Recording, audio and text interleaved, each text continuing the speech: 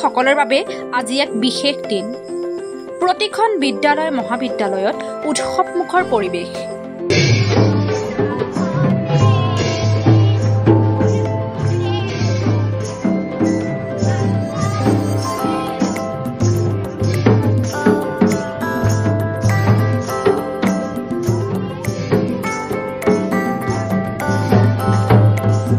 শিক্ষকসকল হ'ল সমাজৰ মেৰুদণ্ড স্বৰূপ।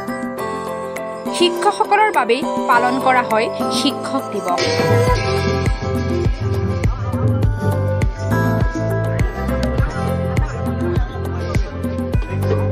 শিক্ষক দিৱসৰ দিনটোতে শিক্ষকসকলক সন্মান জনোৱাৰ লগতে শৈক্ষিক ক্ষেত্ৰ আৰু সমাজলৈ আগবঢ়োৱা অৱদানৰ বাবে সন্মান জনোৱা হয়।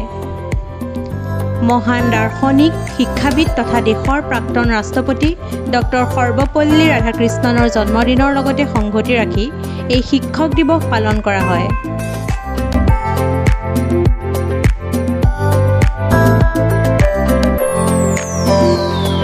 শিক্ষাৰ প্ৰতি থকা নিষ্ঠা আৰু শিক্ষকৰ ভূমিকাৰ প্ৰতি শ্ৰদ্ধা জনাই আজিৰ দিনটোত এইগৰাকী মহান দাৰ্শনিকৰ প্ৰতি উৎসৰ্গা কৰা হয়।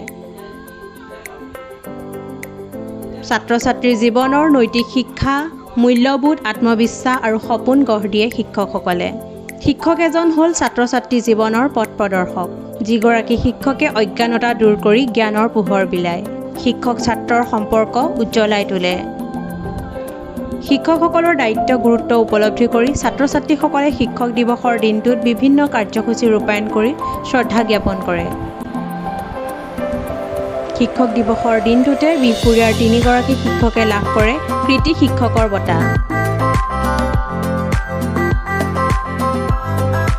আজি পবিত্ৰ দিনটোত বিহপুৰীয়া একাডেমী উচ্চ মাধ্যমিক বিদ্যালয়ৰ প্ৰধান শিক্ষক দিলীপ দত্ত, 725 নং কমলা নেহৰু প্ৰাথমিক বিদ্যালয়ৰ প্ৰধান শিক্ষয়িত্ৰী পুতুমণি গোস্বামী আৰু 634 নং বেজীবাৰী প্ৰাথমিক বিদ্যালয়ৰ প্ৰধান শিক্ষয়িত্ৰী অৰ্চনা বৰক অসম চৰকাৰৰ শিক্ষা বিভাগে প্ৰদান কৰে 2025 বৰ্ষৰ কীৰ্তি শিক্ষকৰ বঁটা।